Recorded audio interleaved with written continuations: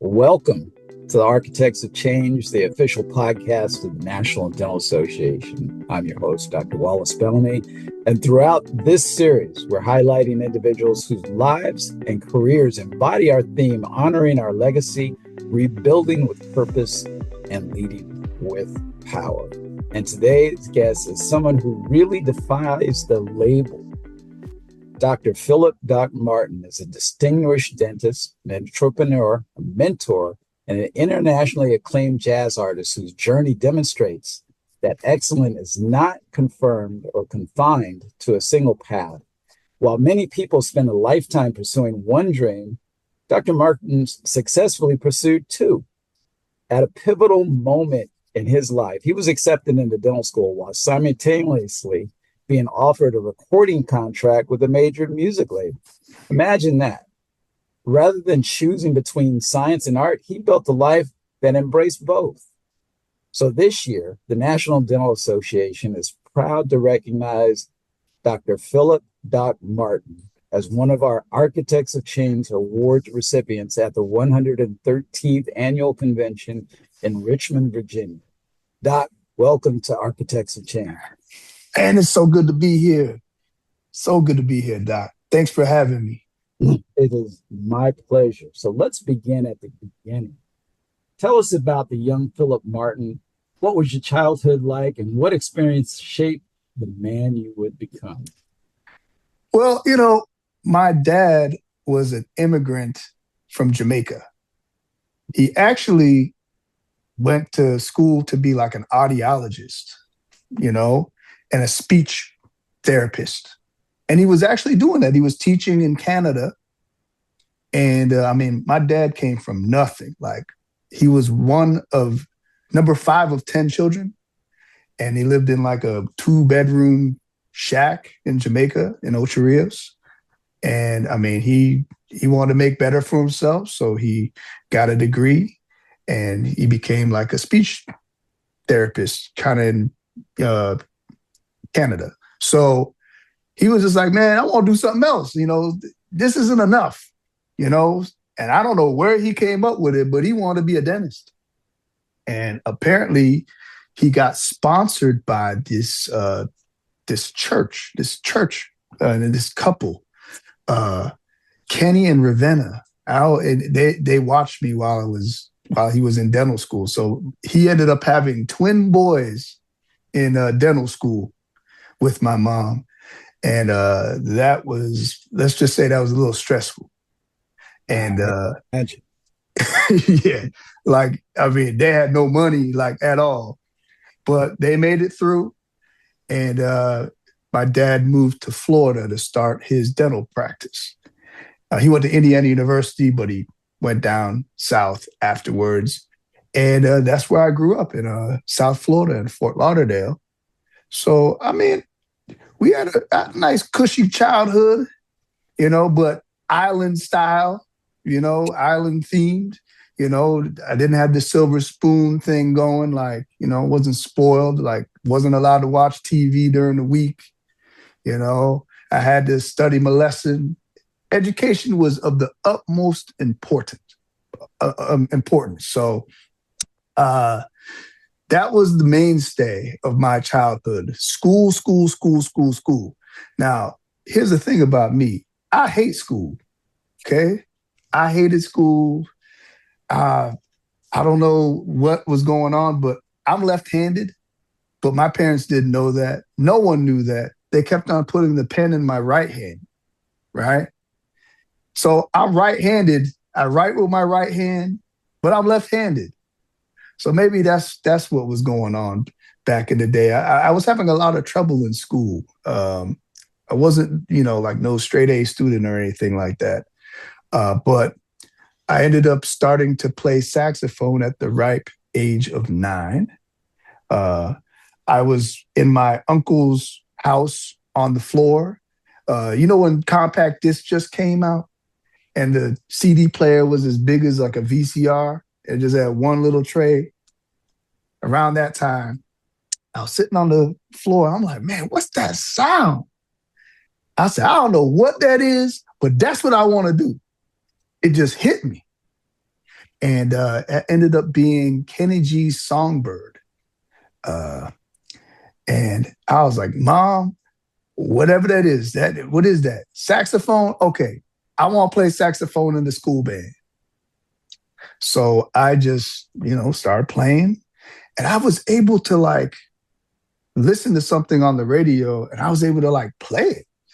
It was the weirdest thing. It's just a natural thing. But I think I'm digressing here. I don't know. Did we lose the question? No, you're right on, man. Just keep flowing with it, man.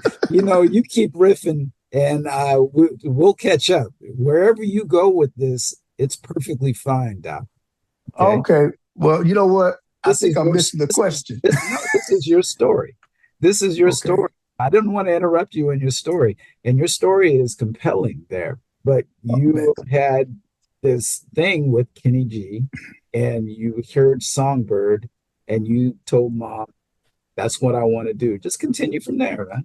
Okay. Yeah. So my mom, she's like, she's all about supporting things that I want to do because she didn't know what I want to do. But I finally found something.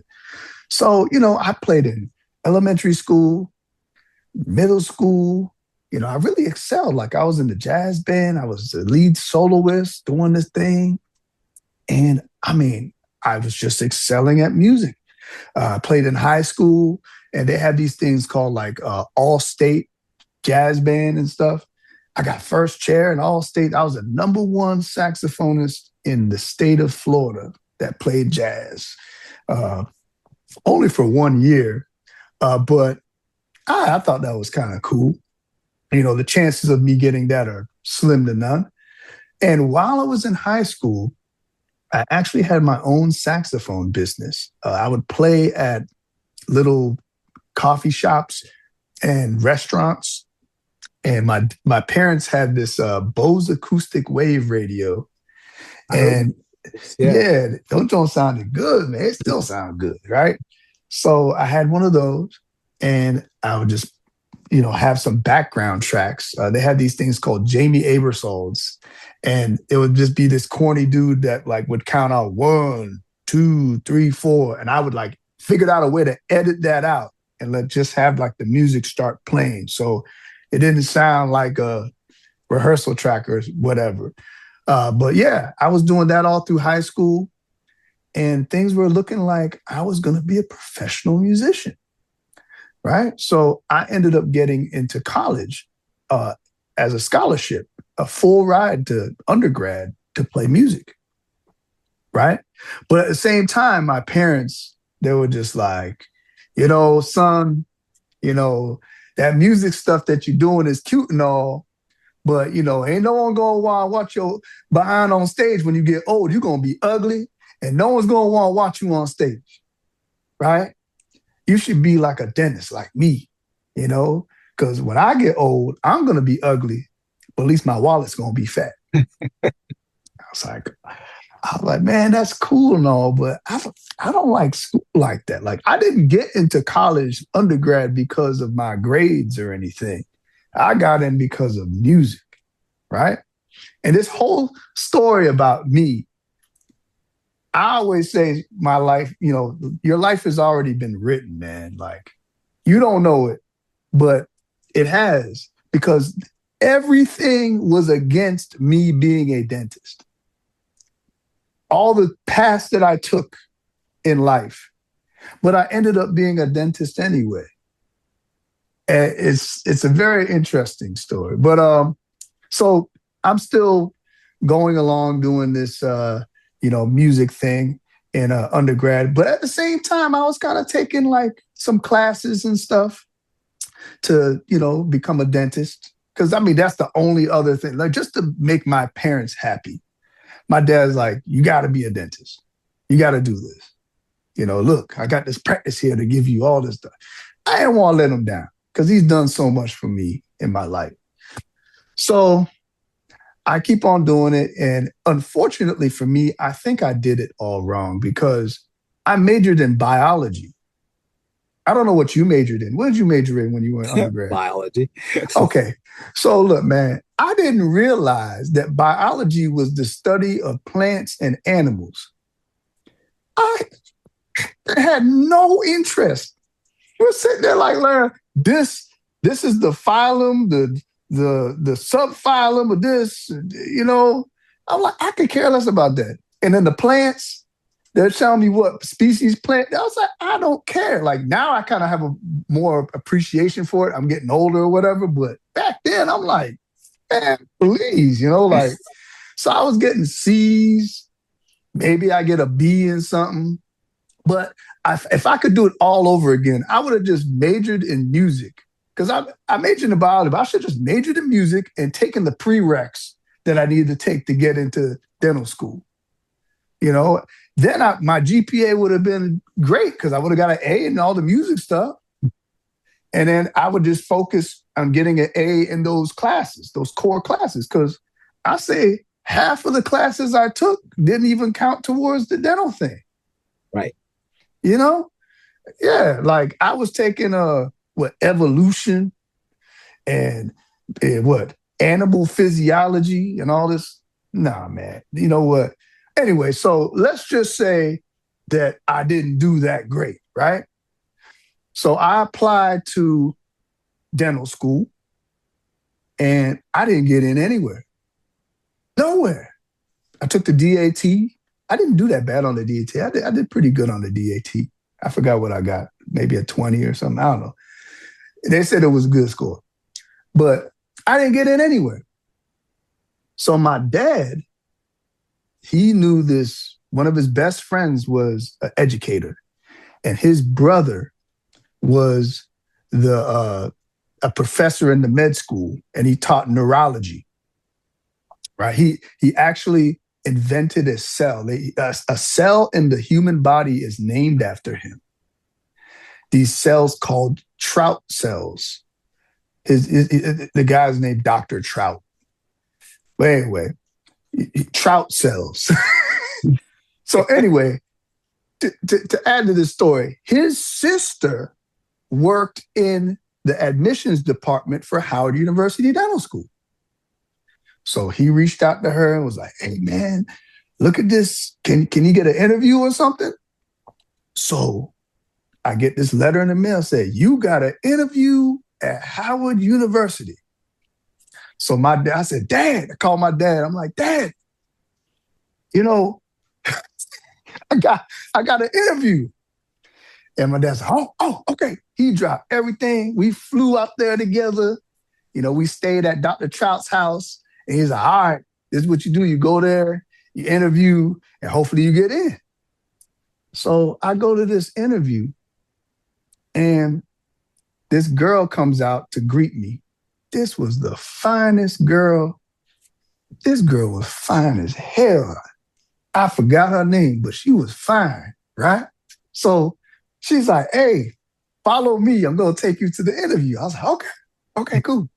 So she's like, what do you like to do? I said, I don't know. I don't know what I like to do. I like to have fun or whatever. You like to party? I was like, yeah, I like to party.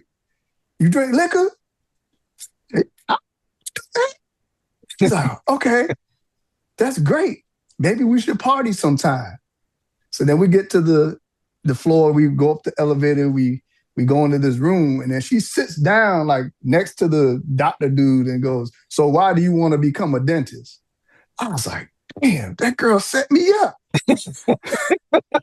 So it was this professor. It was this oral surgeon that was interviewing me, this guy, Dr. Jeter. And he's like, son, you got a C in this class. You got a D in this class. You got a C in this class. Man, what's going on? I said, look, man, I don't know. I didn't like biology, man. I majored in the wrong thing. He's like, son, I don't know what to tell you. Anyway, we're all finished. Do you have anything you'd like to say? I said, no, thank you for your time. So I'm like, damn. So I'm walking out. And the dude stopped me. He said, son, how come you didn't say anything about your music? I had no idea this guy knew I played sax. I didn't mention one thing about this.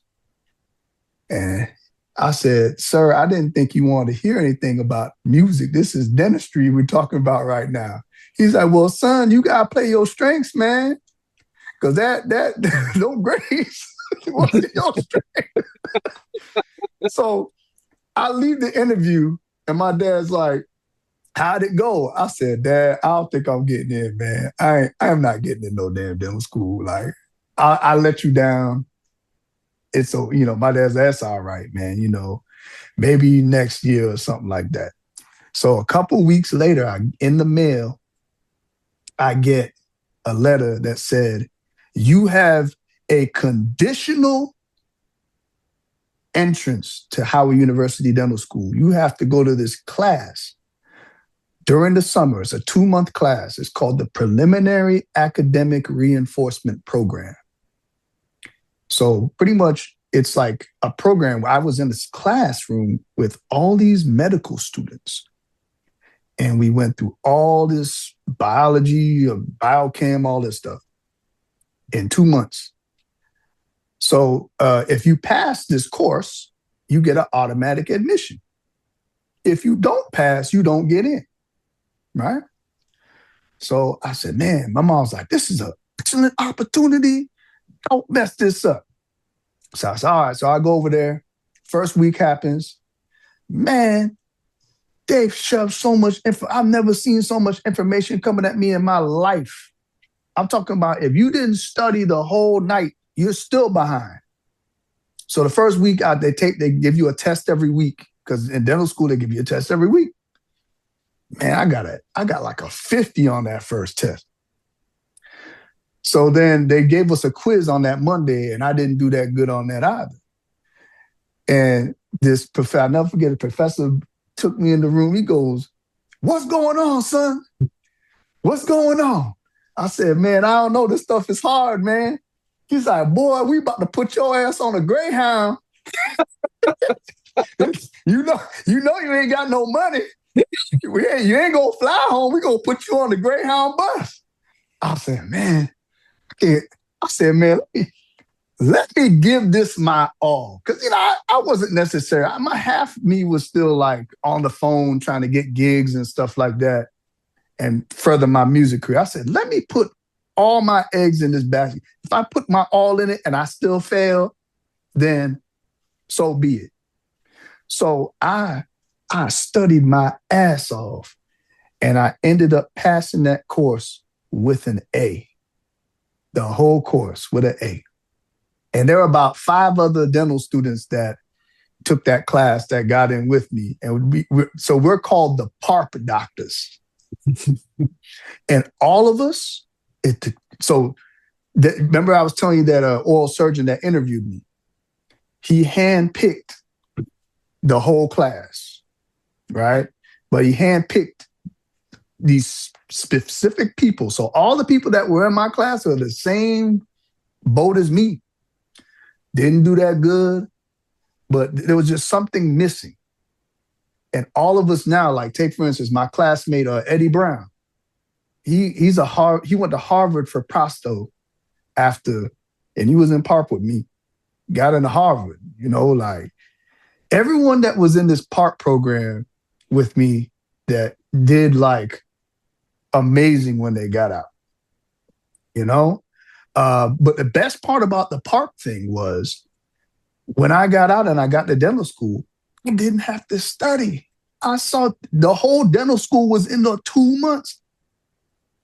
I like all the micro, everything, anatomy, everything. So that's why I was able to gig while I was in, dental school, because I didn't have to study as hard because I already saw the material. But as I said, this life is already written. It wasn't supposed to happen that way. Anybody else, it would have never happened that way. But I could tell you so many things about the trials and tribulations of being at Howard University that I find very interesting. But see, I don't know if I should say it, because if I say it, I mean, I don't know, man. I don't know what kind of party this is. Well, we keep it at the mellow. We're gonna keep it at the mellow. We're gonna keep it at Uh, the mellow on that one. But tell me who your early influences, other than your parents, who were your early influences? You mentioned Kenny G, and you mentioned mhm. your mom and dad. Who are your other influences that influence what your sound has morphed into being today? Well, I would say as far as saxophone sound goes, I am heavily influenced by this guy named Everett Harp, um, Gerald Albright, Kirk Whalum, Dave Koz. Uh, yeah, Grover Washington. You know, a lot of people are, oh, listen to Charlie Parker. Oh, listen to John Coltrane. So I did when I first started. And it was so complicated. They were playing all these notes and playing all fast. And I had no idea what they were playing. So I was about to give up. I was like, I'll never be able to play like that. But then I started listening to like, you know, the Everetts and the Kirk Whalums and all that. And they're playing slow, melodic. They're playing a couple little jazz things, but I was able to digest that. And then when I went back to like the Charlie Parker and John Coltrane, I was able to at least understand, you know, have a leg to stand on when I study that stuff. So it really helped. You kind of crawl before you walk, kind of thing. Yeah, really helpful. So that leads me to a question, and I'm going to jump around here because I had this question a little bit later on labels. Okay. Okay? Labels, smooth jazz, contemporary jazz, Yeah. genres. What's your thinking on labels? I hate it. I knew you would say that. I hate it, man. Like they're like, oh, you play smooth jazz. I said, no, I do not. I play Phillip Doc Martin music. You know, like I play music. Now, the only term that I really like, I like contemporary jazz.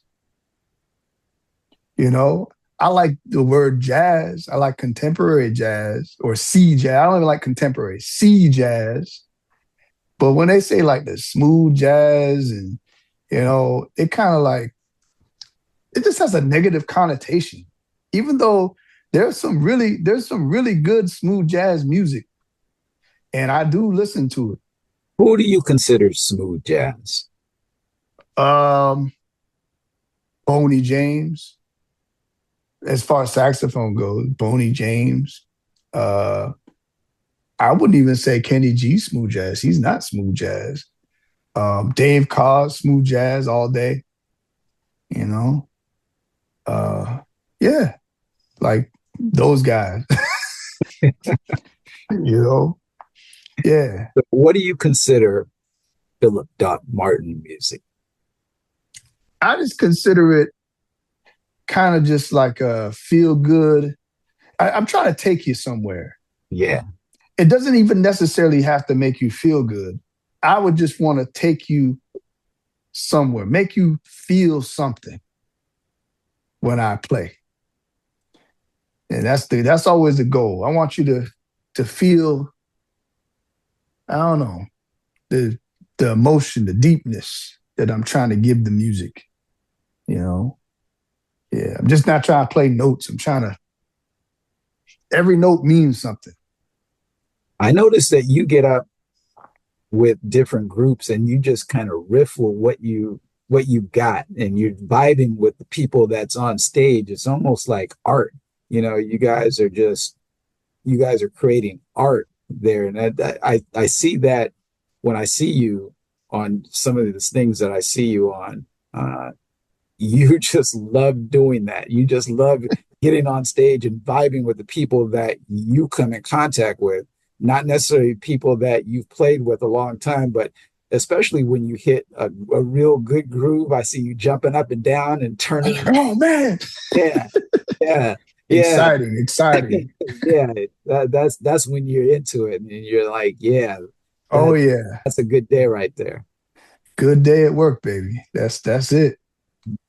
Talk to me about that. That's my favorite song. Good Oh, day. really? Yeah, that's my favorite song. So Oh tell man. me how that all came about.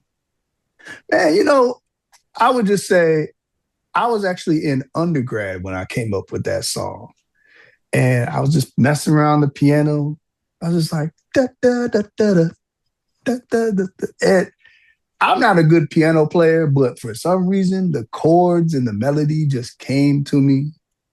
And yeah, I made a version of it in 2003, and then I redid it with a live band situation in 2013, I think. But yeah, definitely one of my favorite songs ever wrote.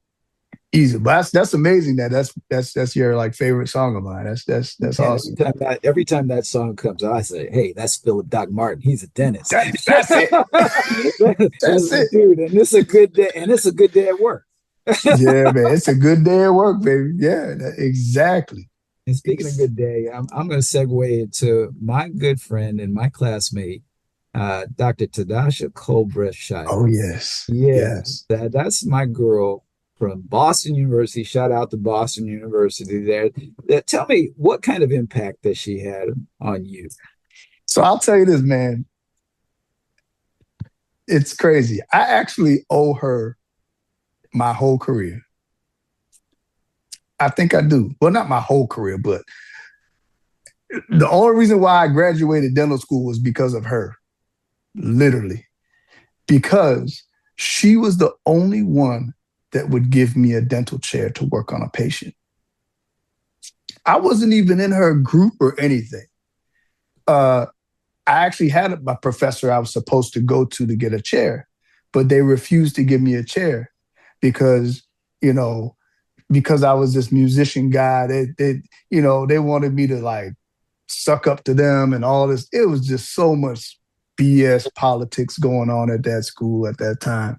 But Tadasha, man, she gave me a chair every time. And the best part about it is she actually liked my dental work. Like she's like, I was just like, man, what do you think? She's like, yes, you know your occlusion. You know your occlusion. I was like, okay, thank you. You know your anatomy. You know your anatomy. I was like, okay, thank you. Finally, like we're good. Yeah, yeah. So I have nothing but thank you for her. I will let her know, and she will see this and be very appreciative of that. Yeah, As some, thank God. but as someone who has become a mentor himself, what qualifies and defines a truly great teacher? For me, I would say one that doesn't let you fail. Like one that will take the time and show you and lead you. Someone that you can trust, that can lead you in the right direction, and won't let you fail, you know? Yeah, looking out for you. That's a good one for me. So, so let's go back to dental school. You've got dental school. Now that you're fully invested in dental school, Hmm. you got this music career too. Yes. So Yes. now, I mean, you've made a choice, but you really haven't made a choice because it looks like a contract is coming your way. Right. So the same time I got into dental school, I got this record deal from this major label with major distribution, pretty much my dream. And, I got the record label saying to me, son, you better get on the road and promote this record.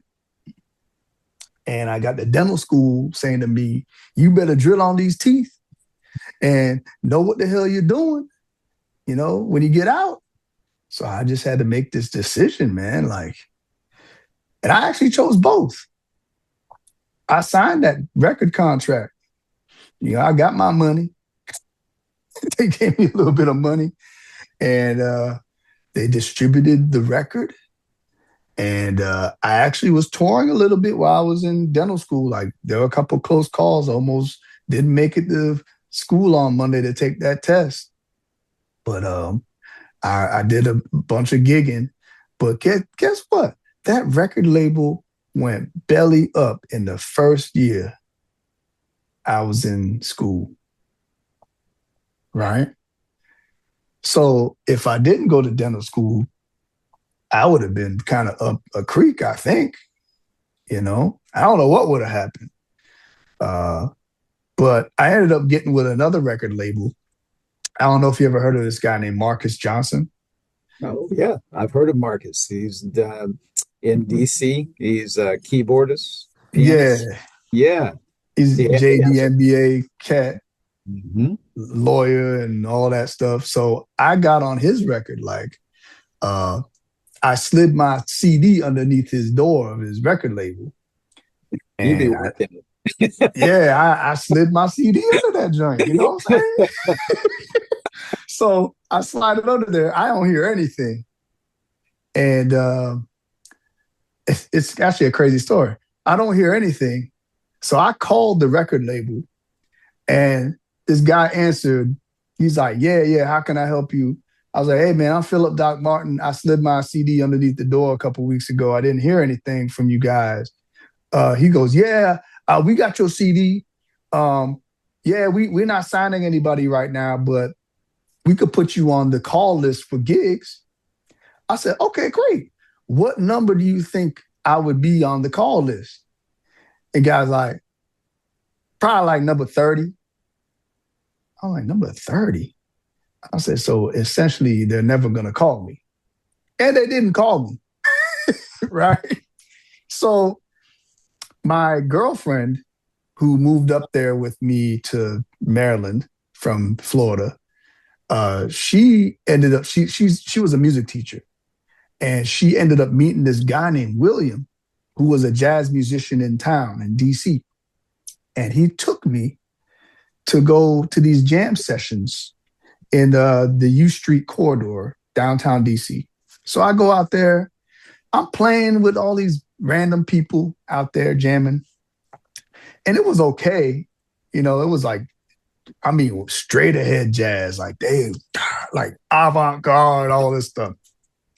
And it was cool, but it wasn't like my vibe per se.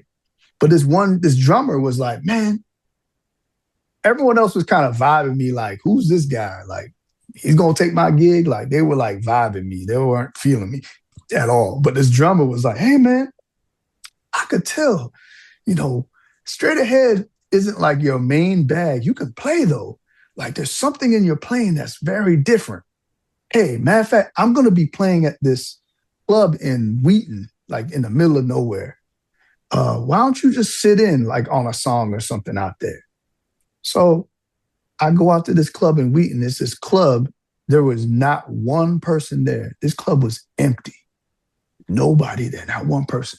And we're playing, and the dude gives me this solo on this song. And in comes Marcus Johnson, and he sits at the bar by himself. And I get done playing my solo. He heard the solo. And after the song, I sat down at the bar with him. I'm like, yo. He's like, I'm Phillip Doc Martin. He goes, oh, I know who you are. You slid your CD under my door. I was like, man, I can't believe that you're like here. Like, did you know I was going to be here or something? He goes, no, I just randomly just want to catch a drink before I went home or catch some music. And I was like, look, man, if you ever have a gig, let me know. He's like, I will. And that week he called me on a gig. And I made, I rose to the occasion. I had to kill that. I got called again and again and again. And eventually he was just like, man, do you want a record deal? And he signed me to a record deal. We released my Pride and Joy CD on that, on his label. Yeah. And then his label went out of business shortly after, but that's a whole other story. That's a different story. Yeah, that's a whole other story. So where many people would have said, geez, I got dental school, I got music, I got to pick one. You said, nah, I'm a do both. What gave you that ability, that confidence to do that? All right, well, I'll give you a scenario. Okay. So I was in dental school and I'm like, man, I don't know about this dental thing anymore, man. Like, I'm in here, but I'm just not feeling it. Like, all this school is just school, school, school. I hate school, right? I hate it. You determined, yeah, you made that apparent. I hate it, right? And they don't even really like me like that out here. They're looking at me like, boy, you not even serious. You on these gigs, like, man, you better go sit down somewhere. So I had this gig with Marcus Johnson. Never forget it. We're in Omaha, Nebraska, opening up for this guy named Nelson Rangel, right? I know Nelson. Okay. Very good saxophonist. So we're supposed to fly out there. So these promoters, man, they put you on their earliest flight. So we had to leave out of there like at 5 in the morning. I wake up at like 2 or 3 in the morning to make the 5 o'clock flight. We had 3 connections. This dude, I don't know who booked this flight. 3 connections to get to Omaha. And on some small plane, rickety planes too, man. So we get out there and the promoter of the concert, he picks us up in his like personal minivan. Now think of like 6 grown men with all this equipment. We had to load it into this minivan, and there was no room for me. I had to sit on the bass player's lap, right? So I'm sitting on the bass player's lap, and we're driving. So the dude's like, "Hey man, I know y'all boys hungry. I'm gonna take y'all to get something to eat." I was like, okay, cool. So this dude pulls up to Wendy's. And we get out and we get into the Wendy's and he goes, "Y'all can get anything you want." I was like, all right, man. Like, so I go on the line. I'm like, "What do you want?" I said, "Let me get a number one." He goes, "Man, you could get anything you want. You could get a chicken nugget with that or an extra burger or whatever you want." I was like, all right, man. That's cool. That's cool. So I sit down with my meal, and I'm tired as hell. And I'm a big foodie. This goes back to me being a foodie. I'm going to get to the foodie thing. So I go, "Man, Marcus, I flew all the way out here to eat at Wendy's," and I'm like in my feelings about this. Man, Marcus looked me dead in my face. He goes, "Shut the fuck up, Phil." I'm like, damn. So I was like, man, this is what the music business is going to be. I can't do this, man. I need options. I want to be able to say no to this gig. Gigs like this, I want to say no to. I mean, I wasn't even making that good money. I think I was making like $300 or something like that. It was like not that much money. And I'm like, damn. So when I got back, I was like, man, I got to take this dental school serious, man. Like, I can't go on another one of them Wendy's gigs again. I can't do this again. A Wendy's gig. Nah, man, we're not doing that again, man. Mm-mm. So that's funny that you should say that because my next question is going to be looking back, was there ever a moment when you wondered what might have happened had you chosen the music business full time? It would have been a Wendy's moment. Yeah, I would have been eating at Wendy's. That's what would have been happening. And it wouldn't have been a good day, man. All right. It would have been good. Let's talk about dentistry. Yes. Looking back at your dental career, what accomplishments would bring you the greatest pride? I would say opening my own practice. So tell me about that. Man, so I was working at this practice. So another story. So I was gigging with Marcus Johnson, and the road tech was the cousin of this dentist in DC named Dr. Aston Greaves. So, and he was a big music head, and he came out to the gig, and I was only like a sophomore in dental school, and he's like, man, when you get out, I want to give you a job, right? So I didn't see him. He said, matter of fact, come to my practice next week and just shadow me. So I just went there for one day, shadowed him. He was really nice. It was a Medicaid practice, high volume Medicaid practice. So I didn't see him after that. Ended up getting my license, and he didn't know that I got my license, but I literally got it that day, and my phone rang, and he's like, "Man, you didn't call me." Like I said, "Man, I just got my license today, literally today." He goes, "Well, then you working tomorrow, right?" And I worked there for 12 years. Wow. Right?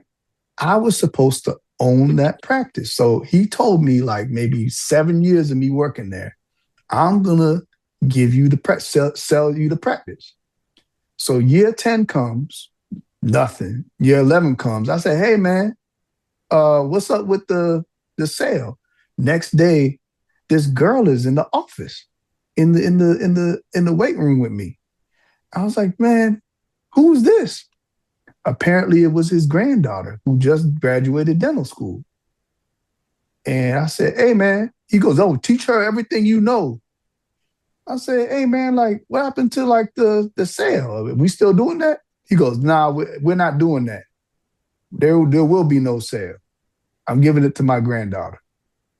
Man, I said, okay, well, I'm going to open up my own practice. Now, I had no idea what the hell I was doing. But by the grace of God, I got lined up with this team, man, and they put me. They designed my practice. They decorated it, themed it, got me the right equipment, got me the loan, and I opened in this location, and we've been there for 10 years. I can't believe it. I can't believe we're still open. Every week we're still open. I can't believe we're still open. This is crazy. Just because of where the practice is, it's in this high-end retail plaza. Like, rent is crazy. Everyone told me, do not open your practice in this plaza. I mean, anyone else would have probably went out of business. I don't know how I'm still there, but I'm there, man. Well, that must say something about your dentistry. And It must. Regarding the changes in dentistry, and there's changes that's happening every 5 years. There seems to be a major change in dentistry. What changes have you really taken to, and what concerns you the most about dentistry today? Well, right now, being a private practice owner I just find it more just getting difficult as the years are going on because, especially like I take insurance, like, I'm in a high PPO situation, and I'm realizing that they've been paying us the same thing since forever. And they'll give you like a small little increase once in a while. But the cost of goods are skyrocketing. I mean, I just bought a couple of supplies today. Like I was using this Genie Putty. I use this Genie Putty, my favorite impression material. When I first started buying that stuff, it was like 60, $70. I just bought it today. It is $140 for one little pack of it. I'm like, this is crazy. So to me, those DSOs, it's just not fair. They probably got advantage pricing and stuff like that, where they can have a little edge. They're probably on a formulary or whatever with the Henry Schein or whatever. So I don't know, man. These young guys getting into dentistry, I hope they're not getting into it for money because it ain't what it used. It ain't the Well, '90s anymore. we're going to talk about that right now because, we're talking about dental students today. What Yeah, advice would you offer dental students and young dentists that's entering the profession today? I'd say specialize, or even if you don't specialize, take enough CE to be good at something that other people don't do. Like be good at third molar extraction, be good at root canal, be good at implant placement. You know, that's you're not gonna make it doing cleanings and fillings. I mean, maybe you can make it, but you're not gonna make it like you think you're gonna make it.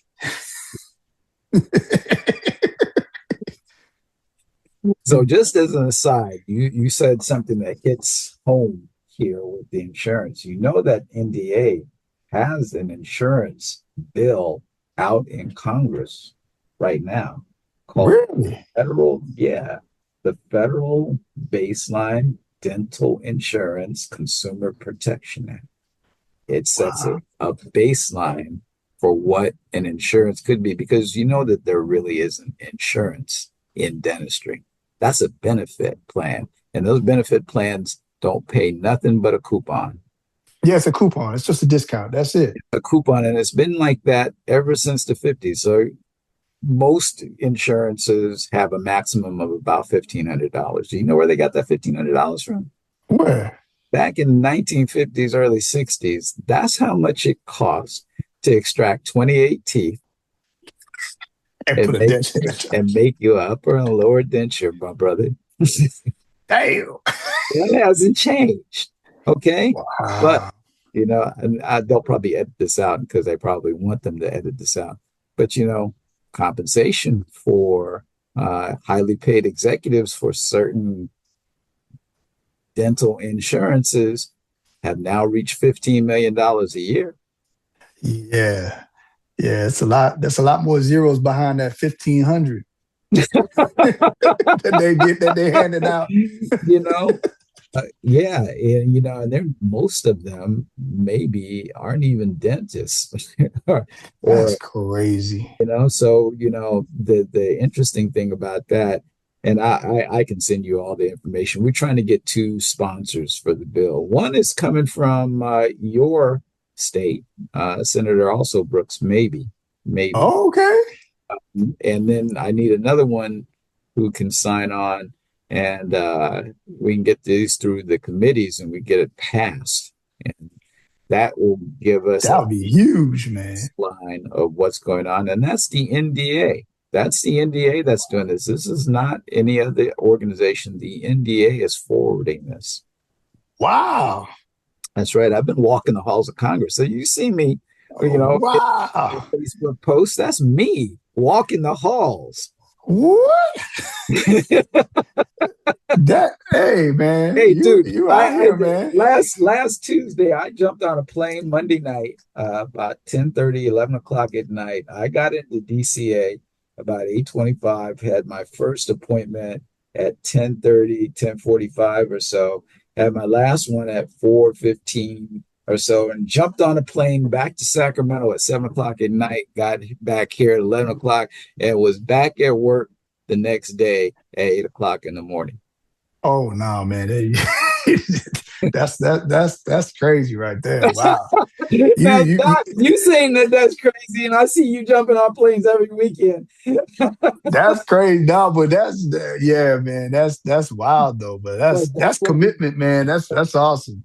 that's what we need right now. We need Yeah. to have something because the future of dentistry, depends on what we can do for the. I mean, you see how much it's costing to go to school these days, Oh, and it's ridiculous. yeah, it's taken an average of 350, $400,000. And now starting July 1st, there's a $200,000 cap on federal student loans. So they gotta take a private loan. Got to take a private loan. Oh no. Oh no. Yeah. Oh Yeah. no. we'll get back on track here. I just wanted to let you know that. So That's wow. No, that's really cool, man. yeah, I love doing that, but I just want some action. I want some action, Let's have some action. It's Man, great. that politics is man. That pop you got, man. That's a full time, man. That might suck you in, man. No, no, it's not sucking me in. You must be talking to Marcus Ware. Stop. It's gonna So, suck so you in. Don't get caught Doc, up. nah. So Doc, what do you think people misunderstand most about jazz musician and your creative process? Well, I hope they don't think I do like a line of coke or heroin when I'm in my creative process. Uh, it's not like that. But yeah. Ask the question again. What's the question again? What do you think people misunderstand most about jazz musicians and their creative process? Man, I don't know, man. How do That's a you come tough up? question. How do you come up with your titles? How do you come up with your melodies? How do you come up, or as the young people say, how do you come up with your bars? Okay. You know what? I could be somewhere. Like, okay, I'll be on like a cruise, like on a vacation, and I see just like cool landscape. And I'm like, I just start humming something. And I'm just like, man, this could be a song.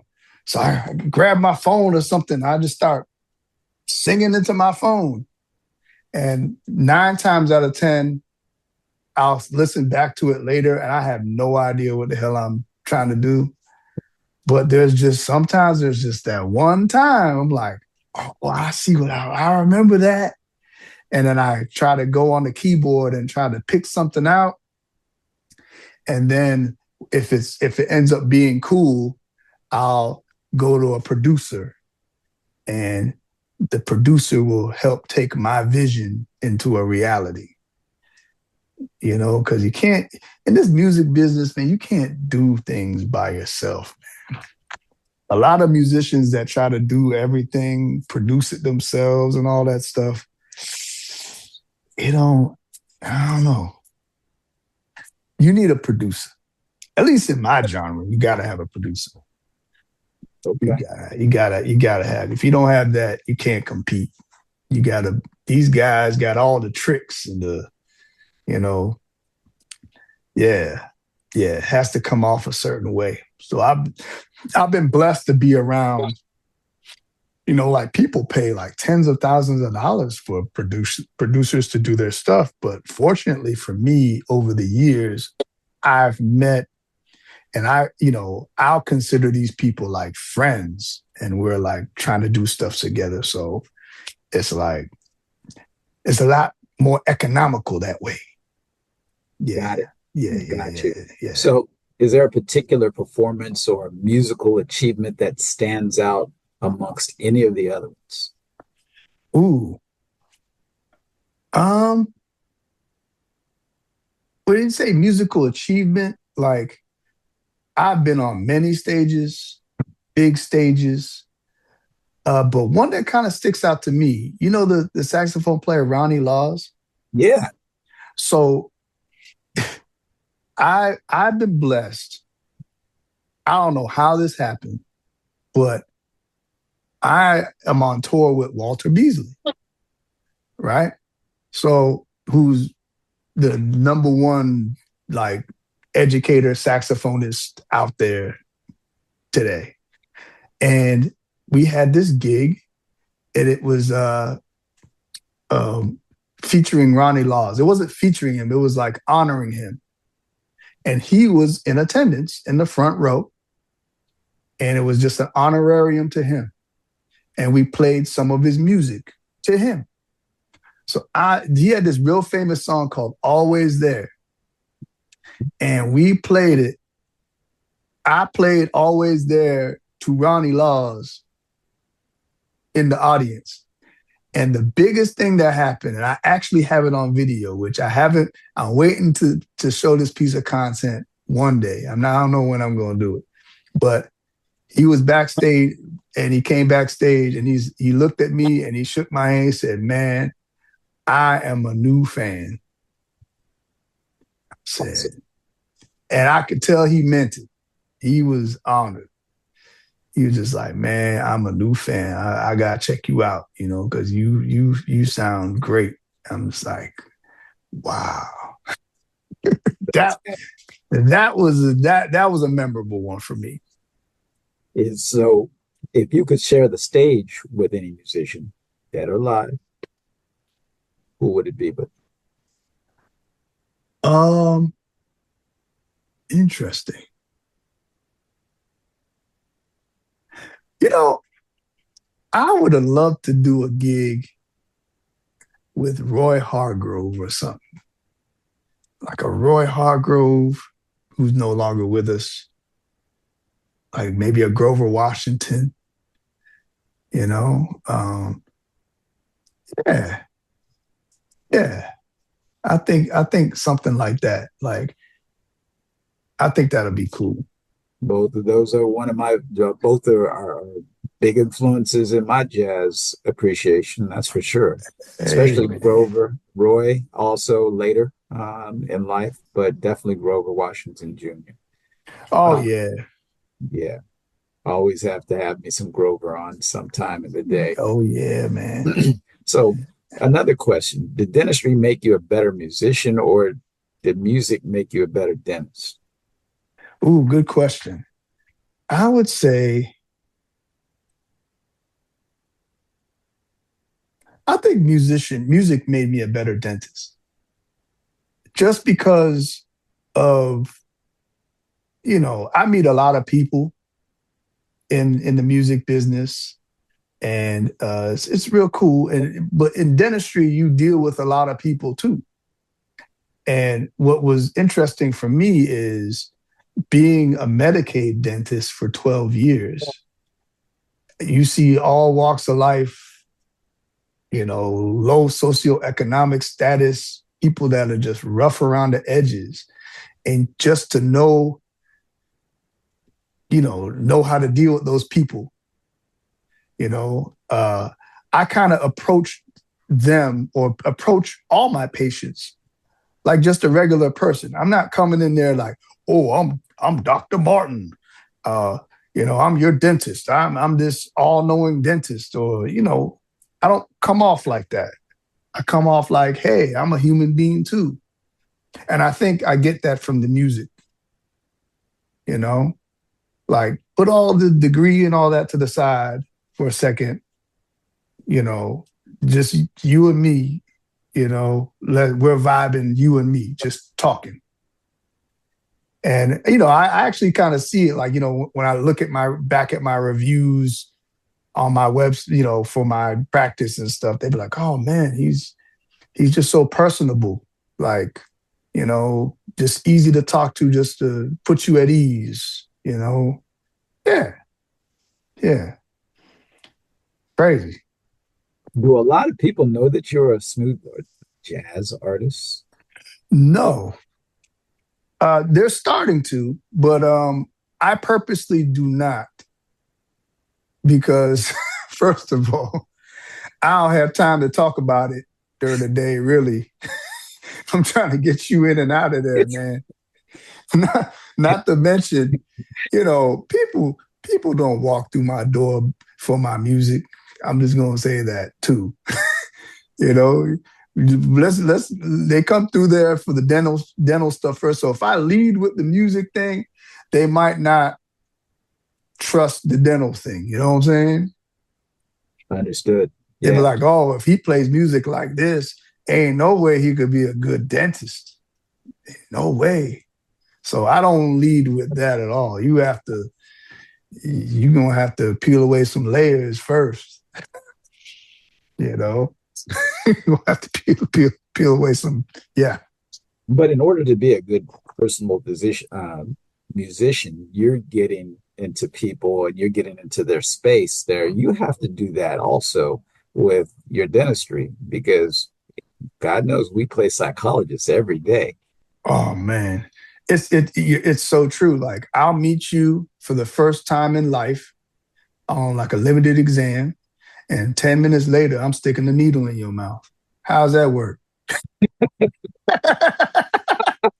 Like that's you gotta do some slick talking, right? Well, you have to establish a level of trust Exactly. Quickly. quickly.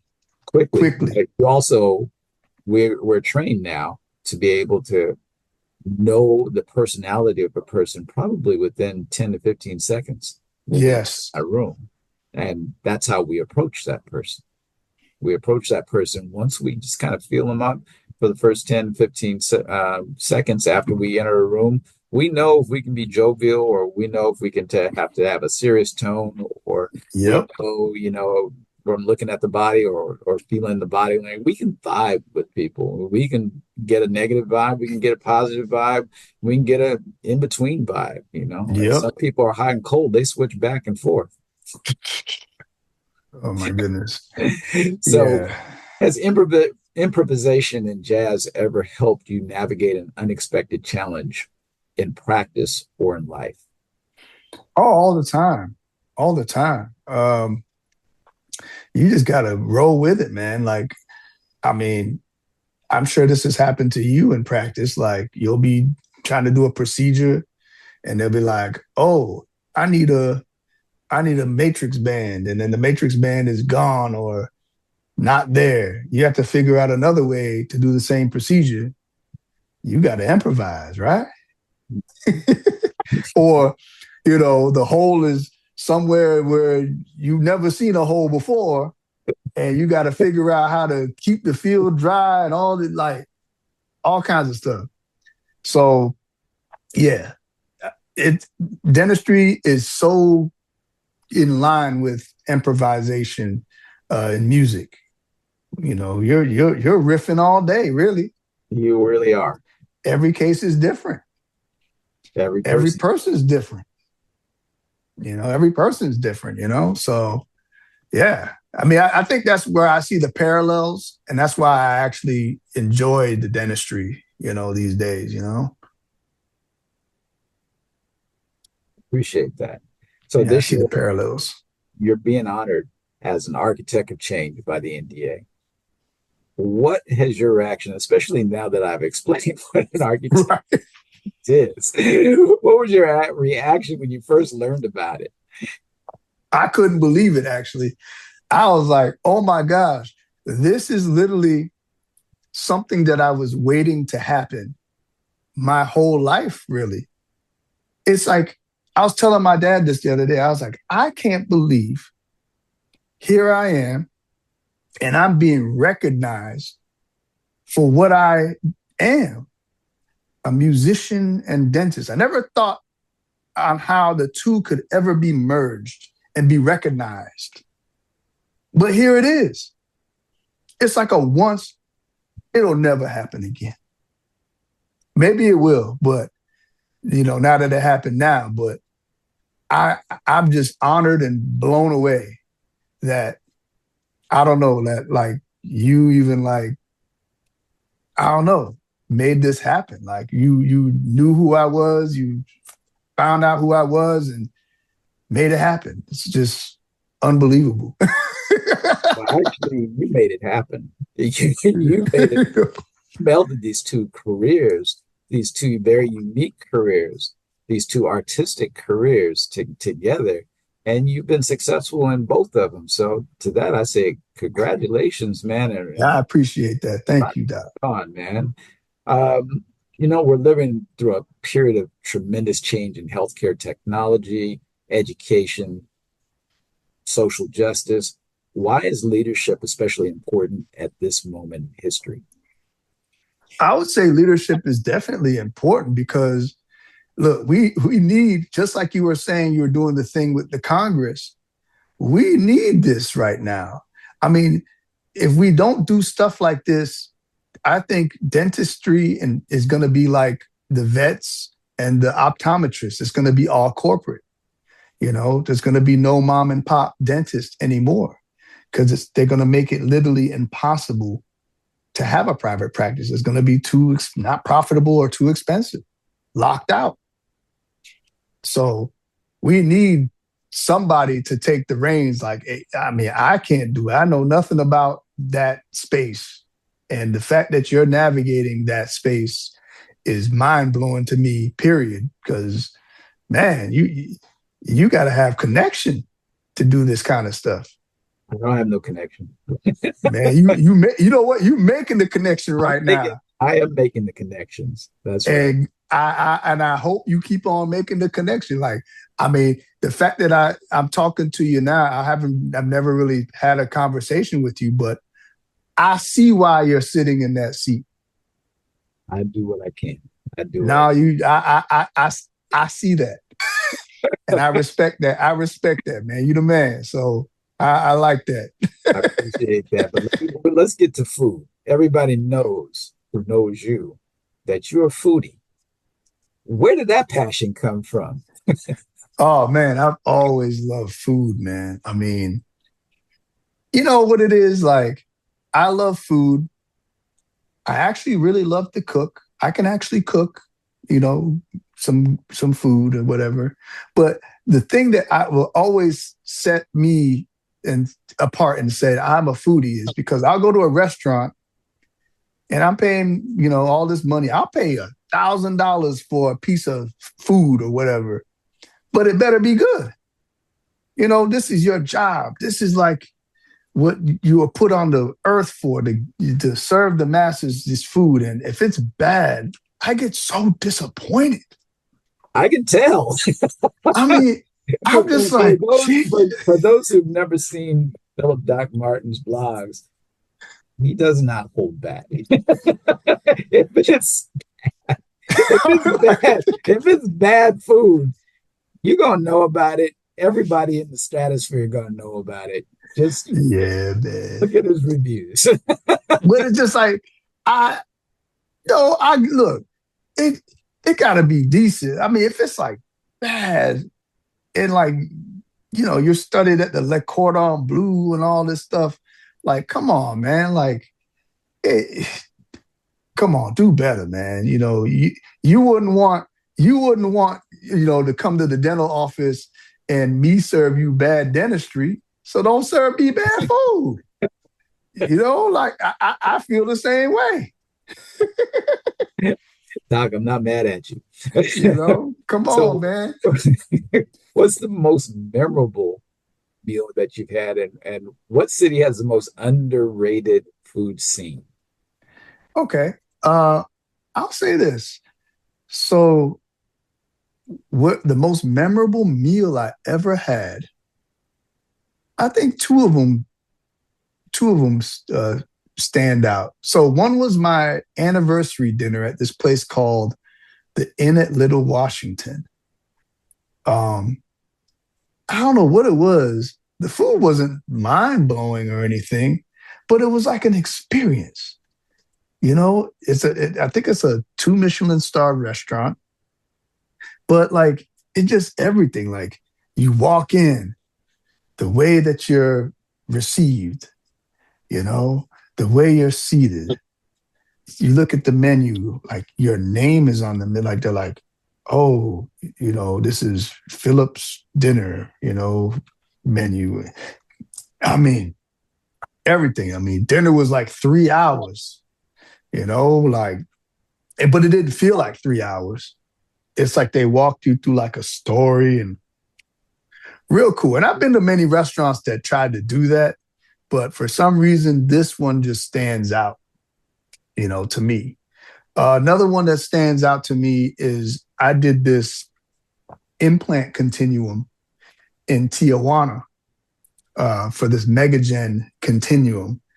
And man, they took us to like the spot, like, you know, they don't even speak English in this joint, man. Like, but it was like a nice restaurant, like a Michelin-worthy star restaurant in Tijuana.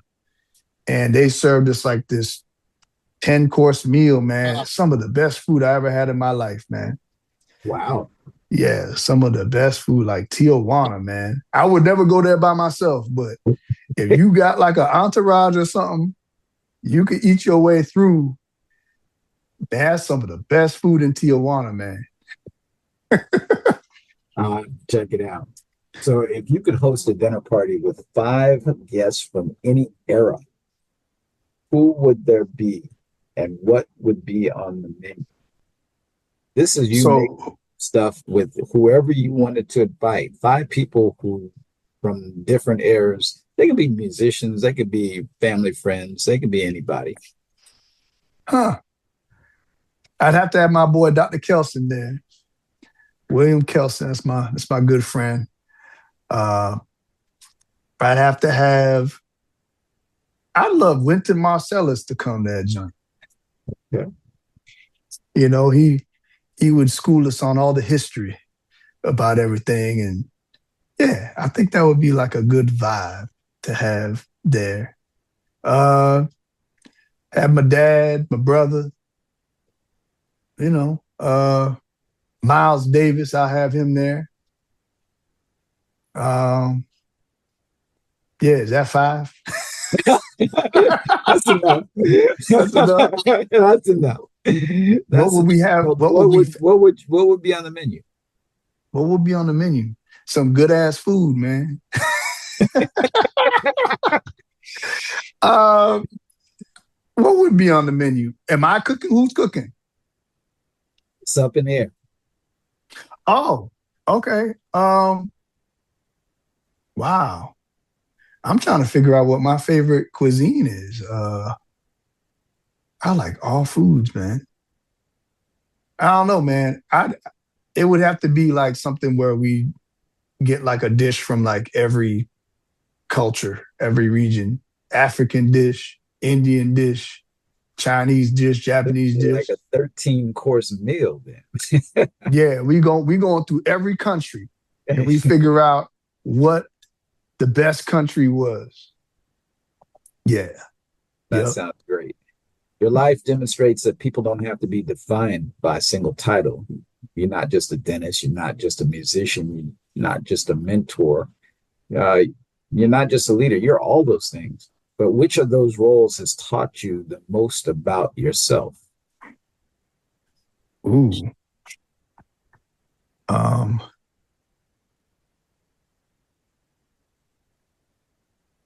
say the question one more time. Say the beginning of the question. Yeah, well, yeah, I know, I not the beginning, but the end part. All right. Which of those roles has taught you the most about yourself? Which did you say which roles Yeah, the they are? dentist, musician, mentor, leader. I would say And dentist. that includes, I know you have children. Yeah. That includes being a father figure. I didn't mention father. Oh, okay. Okay. And which one influenced me the most? Which Which one, role? which of those has taught you the most about yourself? Oh, I would say I would say probably probably dentistry because I've had to deal with people of all walks of life and all emotions. Happy, sad, angry, hatred. People want you, to die. People love you. They think you're the best thing in the world. And how to handle those emotions that they're giving you and how to deal with that, with people. People could be real nasty, man. People could be real swindlers, man. You know, uh, and just how to deal with that. And what it taught me about myself is that I can handle those emotions. Like you ever heard of this thing called Landmark on Worldwide? No. So it's this course that they teach, and it teaches you how to be in life, right? So, like if someone says, "I hate you," right? Some people would feel upset that they got that told to them, right? When in Landmark, they say all that happened was the person said, I hate you. And the only reason why you felt something was because you put meaning to it. Something happened in your past life, in the past, that you put meaning to when someone says, I hate you.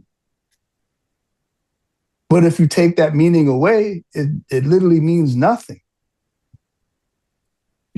So if you go through life like that, like especially in dentistry, when stuff like that happens, you literally say, oh, that's what happened. Okay. Where do we go from here? I get that. I get that a lot. It's probably one of those things, Doc, that we learn later rather than earlier, because I remember when my first patient left me, and I said, "What did I do to have that patient leave me?" When it wasn't really about me; it was about them. Yep. And so I'm sitting here worried about something that I can't control. And instead of doing that, my emotions need to be to where I can control, because that next patient needs 100% of me. Very true. And so life moves on. But when people hear the name Doc Martin, Phillip, Doc Martin, 50 years from now, and you've left your legacy, what do you hope they remember? Not about what you accomplished, but about who you were. I want them, because, I think, is it Maya Angelou said, it's not about what you did, it's about how you made people feel. That's what I want everyone to be like, man, I love talking to that guy. He was just a good person to talk to. Fun, energetic, funny. I don't know. That's what I want. I want positive things. That's right. That's right. We all want positivity. I want positive things, man. Yeah. So we're going to close this out with this. If you could leave one piece of wisdom for young dentists, musicians, entrepreneurs, and dreamers listening today, what would it be? Don't ever give up unless if you put your 100% into what you're trying to do, and don't give up. That's what I've learned, with the dentistry thing. I wasn't putting 100% into it at first, but then I realized, if I want this to actually happen, I have to give it my all, everything. And I did, and it worked out, right? So don't give up, and definitely give it your all, and you're going to be successful. You can't fail. You can't fail if you do it like that. That's all I got to say about that. And that's good advice. And I can't wait for the book to come out. Hey, man, I'm gonna take your advice. I'm not gonna die first before I release it. No, this is gonna be part of your legacy. Don't make the movie after you're dead. Hey, you think I should put that? Was that you that messaged me about when I put that post on the dental nachos? Was that you? That wasn't me. Man, that wasn't me. What happened on dental nachos? You know that group? Yeah, I know it. I can't stand that group. But anyway, I can't stand it. But I'll still, I'll still look at a couple posts. But anyway, so because you can't say anything on that post. No, they're gonna crucify you. They can't. They try, but it's standing behind a screen and being somewhat anonymous, and they would never say that in front of your face. Yeah, like you can't even ask a question. That's why everyone goes on there anonymous. Everyone's anonymous. Yeah, because there's a certain group or there's a certain cadre. They think the same. They want to be the same. They want to be in the in, and they say these things, and you're just like, that's bullshit. And Yeah. I stopped looking at dental nachos. We're gonna cut this part out. Look, I stopped looking at it too for that same exact reason. But here's the thing. I posted something on there a couple months ago. I don't know if it was Marcus maybe that hit me about it. Pretty much I broke dental nachos. Did you? What did you Yes. put? Okay, now I'm curious. What did you put on there? Okay. I'm gonna have to figure out how I could send it to you. But so I had a patient and I did some work. I think I sat a bridge or something like that. And she had a lot of health problems. I mean, a laundry list of health problems. So she gets up out the chair. She walks to the front desk and she's talking to my receptionist. And she goes, "Oh, I feel dizzy." And she falls back Ooh. and puts a freaking hole in my wall like this big. Right. So I'm like, okay, so who gonna pay for that? You know what I'm saying? Like, damn, like, I hope, are you okay? Okay, you okay? So,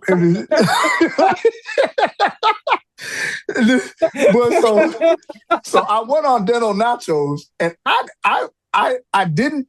Just so you know, I did not charge her. I just fixed the wall, and I checked up on her, made sure she was okay and stuff. And she offered to pay for it, but I refused to take the money. I said, "Nah, it's just part of the visit." But now it's cool, right? So I go on dental nachos, and I tell them this scenario. I said, "What would you do?" I literally was just asking a question. What would you do? Would you charge the patient? Would you chalk it up and say that's a part of business? What would you do? Let me know. Man, that joint got 10,000 replies. And I didn't do it anonymously. I put my name on there. And they was like, "I can't believe you're a dentist and you had to ask this. And you a piece of shit and all to do all this stuff, man." And I had to go on there. I said, "I just asked a question. I didn't say I charged her."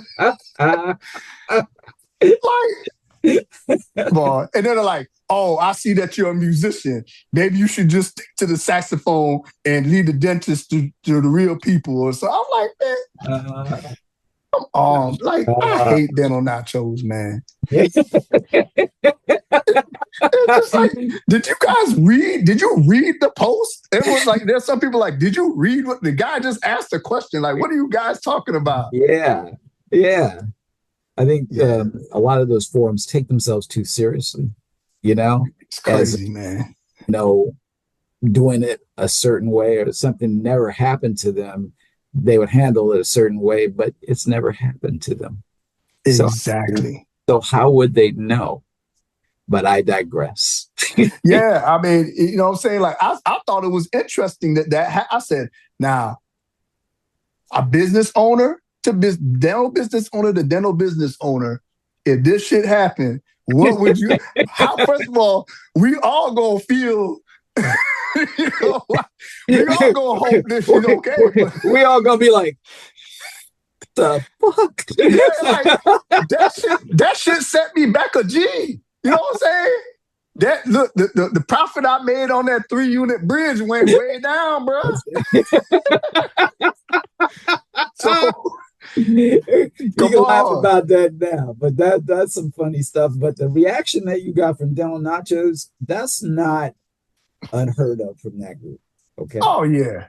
I'll never post again on that thing. I'm like, come on. That was coming for me personally. I was like, oh man, I hope they don't go on my Google page and start bombing me with negative reviews and stuff. Like, damn.